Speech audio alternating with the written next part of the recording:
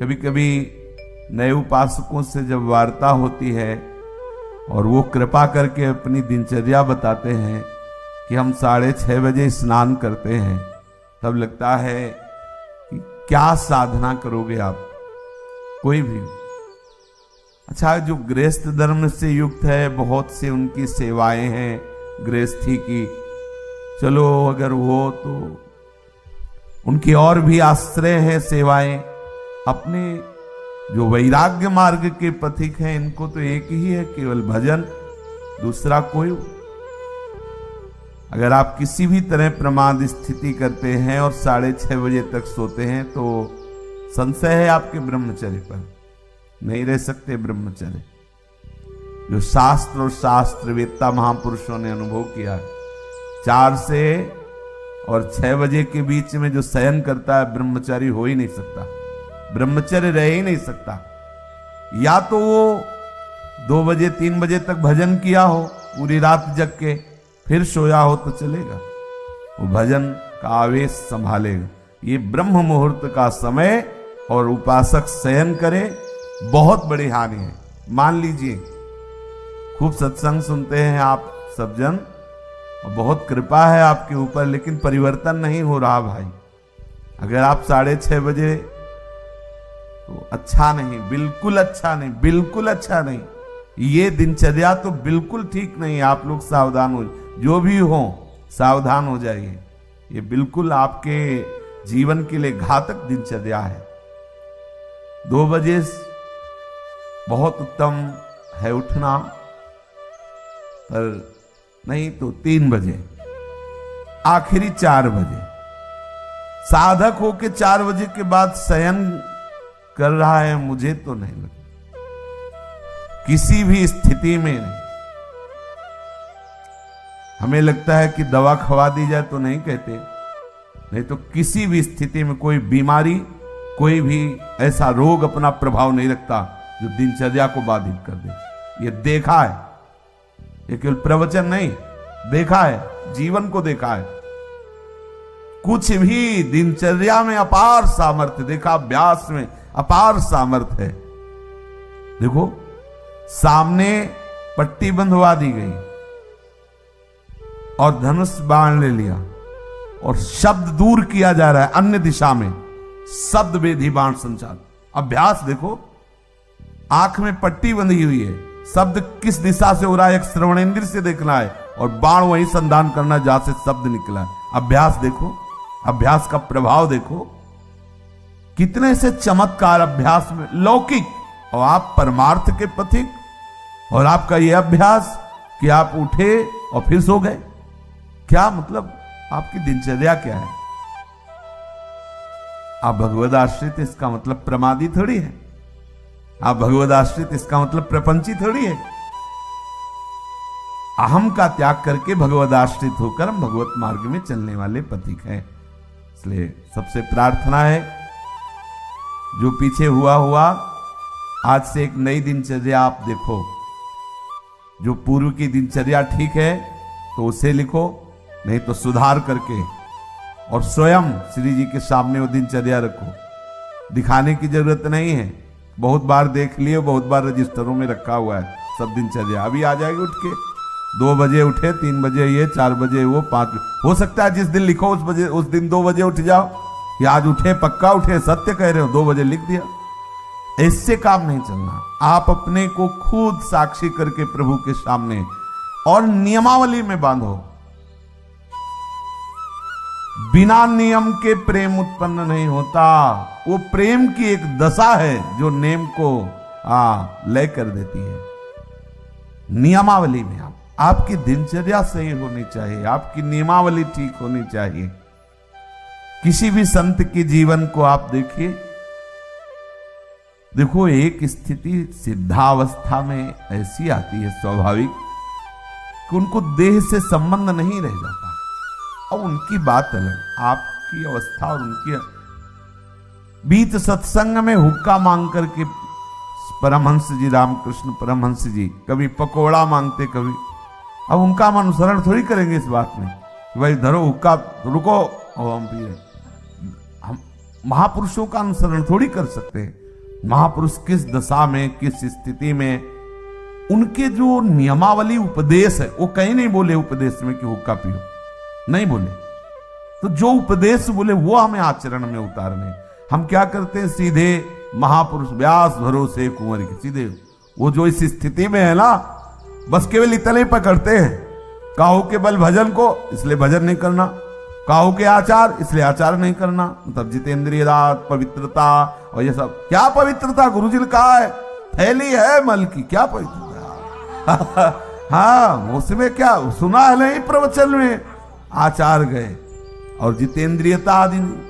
और व्यास भरोसे ये बात आई, सोवत पाव पसार, तो 6:30 बजे इसलिए जगना पड़ेगा कि 7 बजे 7:15 बजे सत्संगों में आना है, वो आ जाते हैं तो जल्दी जल्दी तिलक लग, जय गुरुदेव, जय महाराज, हाँ जय हो महाराज, वाह वाह वाह, हाँ क्या सत्संग में हो रहा है भाई। बहुत जीवन कीमती है।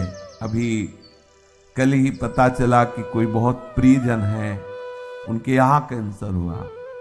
अब क्या दशा, ना भोजन सही पा सकते हो ना कुछ, और ये कैंसर आदि ऐसी बीमारियां हैं कि अभी तक जितने हमारे दर्शन में आए, एक आध बात अलग, उन सबको श्री जी ने जल्दी बुला लिया, जितने भी दृष्टि में आए। तो हम तुम अमरौती खा के थोड़ी आए हैं, कोई न कोई व्याधि मंदिर है, कब देवता का पर्दा हट जाए, जैसे बहुत मंदिर में सब देवता होते ना, ऐसे शरीरम व्याधि मंदिरम, पुजारी कब पर्दा हटा दे, कौन सा, बोले अब कैंसर देवता आ गए, होश उड़ जाएंगे भैया। देखो तुम्हें अभी रिपोर्ट में बता दी जाए तुम्हारी किडनी खराब थी, देखो क्या होता है तुम्हारा। अगर डिप्रेशन में न पहुंच जाओ तो बताना, ब्लड प्रेशर अपने आप उछाल मारने लगेगा, क्योंकि चिंतन, आज तुम स्वस्थ हो तो प्रमाद करते हो, और कल प्रमाद करने का अवसर नहीं रहेगा, अवसर ही नहीं रहेगा, अनन्य चिंतन रोग का होने लगेगा। अगर भगवदाकार वृत्ति नहीं हुई तो आप ये मत समझो मृत्यु कोई खिलवाड़ नहीं है। मृत्यु का संदेश सुनकर अच्छे अच्छे के जमीन खिसक जाती है, होश खराब हो जाते हैं। कैंसर, अब न रात में नींद, न दिन में चैन, अनन्य चिंतन उसी का शुरू। अब क्या करें, घबराहट, थोड़ी थोड़ी देर में मरना है, तो जो दुकान मकान पति पुत्र परिवार जितना सब भाई वो सब काटने दौड़ता है, ये सब छूट जाएगा। भजन कोई साधारण वस्तु है, इसलिए भर्तृहरि जी महाराज कह रहे हैं, यावत स्वस्थ वेदम गृहम कलेवरम यावत च दूरे जरा। जब तक बुढ़ापा दूर है, जब तक तुम्हारे शरीर में रोग कोई नहीं हो जा रहा, होगा ऐसा थोड़ी कि तुम्हारा कोई लिखवा के लाए कि नहीं होगा। जब ऐसे परमहंस को कैंसर हो सकता है, रामकृष्ण परमहंस जी को, पूज्य भाई जी के उदर में कैंसर हो सकता है, वो फिर अपने लोग तो अधिकारी ही है इस दंड के, अपने लोग तो अधिकारी, न जाने कितने इन भजनानंदी महापुरुषों के शरीर में ऐसी व्याधियां हो सकती है, तो अपने लोगों को तो पूरा रजिस्टर रखा हुआ है। सावधान हो जाइए, प्रमाद मत कीजिए, बहुत बढ़िया अवसर आपको मिला है। भगवत चरणारविंद का आश्रय और सतत जप, ये बिल्कुल खुली दो बातें हैं, ज्यादा इनमें समझने की जरूरत नहीं। अंदर से भगवत आश्रय और जिह्वा से जप, राधा श्री हरिवंश श्री हरिवंश, क्या जाता है। अगर रोज का रोज शाम के हिसाब आपको न दिखाई दे तो बताना, रोज आपको वैराग्य बढ़ा नजर आएगा, आपको नजर आएगा, अरुचि होने लगे। सच्ची कहते हैं भजन का प्रभाव, ये तो भगवत कृपा से भगवत चर्चा हो रही नहीं। 1 मिनट के लिए अंदर से मन राजी नहीं, ये जो हो रहा है 1 मिनट के लिए राजी नहीं कि अब ये सब, बस यही लगता है चुप, किसी से मिलो मत, बंद करके दरवाजा अपने कमरे का, बस एकाकार वृत्ति। कब शरीर किस दशा को पहुंच जाए, बेकार काहे को बहिर्मुखता में फैल रहे, शांत। इसका फल है सदाकार वृत्ति में डूबना। और आपको बढ़िया अवसर मिला है, कोई जिम्मेवारी नहीं। देखो आप सत्संग सुन रहे हो, आप नाम जप कर सकते हो, नाम में ध्यान लगाए हुए श्रवणेन्द्रिय से सुनो। देखो बढ़िया आपकी समाधि अवस्था जा रही। सत्संग क्या है, एक समाधि अवस्था में डुबोने का बहुत बढ़िया, मतलब 1 घंटा 1.5 घंटा चर्चा हो रही, श्रवणेन्द्रिय के लिए कहीं अन्य जाने की जगह नहीं, और अंदर से आप नामाकार वृत्ति, मंत्राकार वृत्ति, बड़ा आनंद का विषय है। अगर हम भजन छोड़ दिए बाह्य में ही समय व्यतीत किए तो बाह्यकरण से आप सेवाएं करते रहो, बाह्यकरण से दिनचर्या करते रहो, अंतःकरण विषय चिंतन कर रहा है तो आनंद बाह्यकरण को होना है कि अंतःकरण को? समझना, जरा सूक्ष्मता से समझना, परिवर्तन किसका होना है? अंतःकरण का। बाह्यकरण का तो देखो 2 मिनट में परिवर्तन सब, लेकिन अंतःकरण का परिवर्तन चिंतन से होता है, भजन से होता है। बड़े बड़े हम संत महापुरुषों के समीप रहने वालों को देखा है, अंतर में भजन नहीं तो दीपक तले अंधेला पाया गया है, दीपक तले अंधेला पाया। बहुत अच्छी बात समझ, बहुत घुस के तमाशा देखा है, अंतर और बाहर। भजन नहीं तो बड़े बड़े भजनानंदी महापुरुषों के समीप रहने वाले बड़ा प्रपंच का नाटक देखा गया। वो महापुरुष तो आनंदित रहते हैं क्योंकि उनके लिए तो एक ऐसी स्थिति है प्राप्त हो गई जहां प्रपंच का स्पर्श नहीं है, और उनके प्रभाव से बाहरी व्यवहार सामग्रियों की खूब बहुतायत होती है, तो नीचे भजन का मतलब नहीं रह जाता कि भजन क्या है, बस वो सम्मान और विषय आदि का सेवन। क्योंकि महापुरुषों का प्रभाव सम्मान दिलाता है, महापुरुषों का प्रताप वो वस्तुएं जो विषय संबंधी सेवन में आती, अच्छी से अच्छी वस्तुएं, होता क्या है, अंतःकरण मलिन हो जाता है। इतने बड़े महापुरुष के समीप रहते हुए अंतःकरण और इतना मलिन हो जाता है को महापुरुषों पर भी अपराध कर बैठता है। जिनके प्रताप से पोषित होता है वो वही अपराध कर बैठता है। इसलिए प्रधान बात है अंतर में आपका साधन चलना चाहिए, अंतःकरण आपका भगवत चिंतन में रहे। खुली बात समझ लीजिए, बाह्यकरण से बाह्य पवित्रता होती है, अंतःकरण से अंतःकरण की पवित्रता होती है। बाह्यकरण और अंतःकरण दोनों भागवतिक हो जाए तो स्वभाव का परिवर्तन हो जाता है, स्वभाव का परिवर्तन होता है तो स्वरूप का अनुभव हो जाता है। जो हमारा सखा भाव, गोपी भाव, सहचरी भाव का भाव स्वरूप है, उसकी प्राप्ति हो जाती है। इसलिए भैया चूको मत, बहुत बढ़िया अवसर, बड़ा घबराहट का विषय है।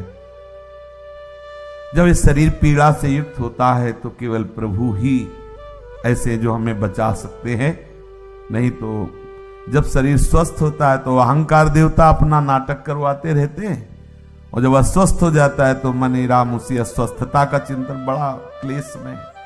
और इस संसार से मुक्त हो जाइए।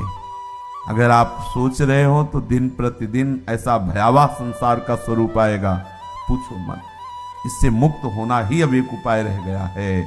अब हम ये नहीं कह सकते कि जन्म जन्म, क्योंकि महामारियां, नाना प्रकार की प्रतिकूलताएं, नाना प्रकार की व्यभिचार, नाना प्रकार के खान पान की मलिनताएं ये कलिकाल में बढ़ती ही चली जाएंगी और उसका प्रभाव पड़ेगा। जैसे बाहर रोड में यदि गंदा कोई इत्र डाल दिया जाए तो उसकी खुशबू सबको आएगी, अच्छा डाल दिया जाए तो अच्छी आएगी। ऐसे ही इस सृष्टि में जो भी भयानक से भयानक आचरण होंगे, जो भी बुरे आचरण होंगे, पूरी सृष्टि पर उसका प्रभाव पड़ता है। अगर कोई बच सकता है तो भजन के प्रभाव से बच सकता है, नहीं तो प्रभाव, जैसे सर्दी का प्रभाव सबके ऊपर पड़ रहा है, पर जो कंबल ओढ़े बच गए। अगर कहीं भी कुछ भी मलिनता का आचरण होता है तो पूरी सृष्टि पर उसका प्रभाव पड़ता है, वो समझ में नहीं आता। अगर कोई बच सकता है कलयुग की कुचाल से तो भजन, केवल भजन, दूसरा कोई उपाय नहीं। भजन करके भगवत धाम में स्थित हो जाओ, प्रभु को प्राप्त हो जाओ, नहीं बहुत दुख भोगना पड़ेगा। अभी प्रमादी मन है तो देख लेंगे, अरे देख लेंगे, होश खराब हो जाते हैं, मृत्यु सुखद लगने लगती है, ऐसे ऐसे कष्ट आते हैं कि वो चाहता कि मुझे कोई मार दो।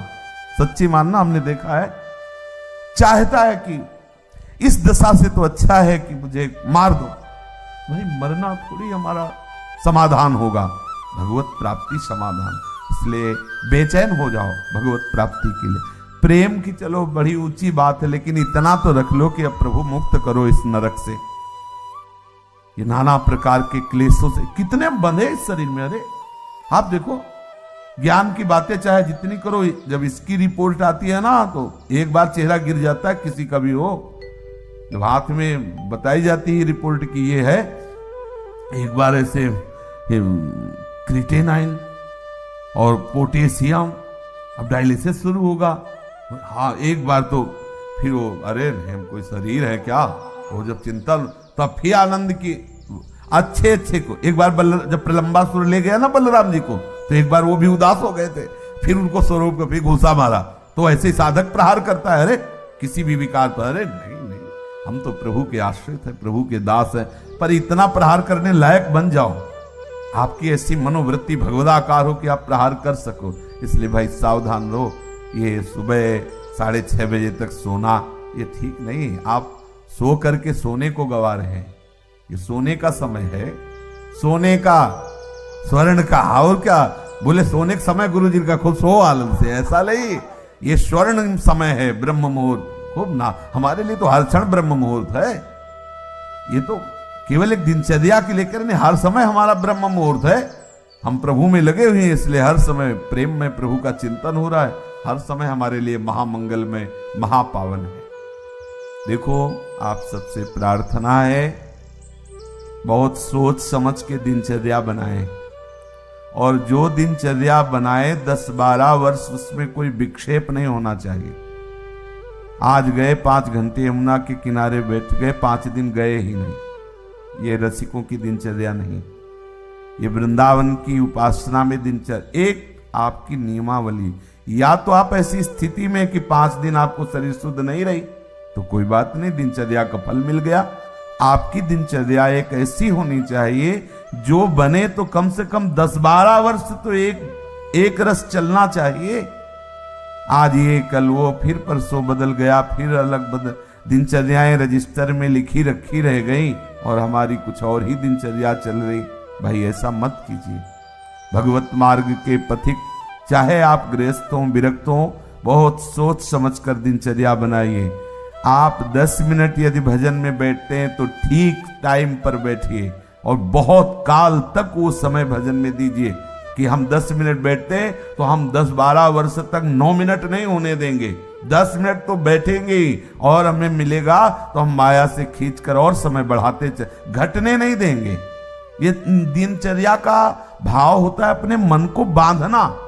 दिनचर्या का मतलब होता है हम अपने मन को संपूर्ण समय के द्वारा इष्ट में फांस रहे, बांध रहे, इस समय ये, इस समय ये, इस समय ये, और उसको नियम पूर्वक बांधना।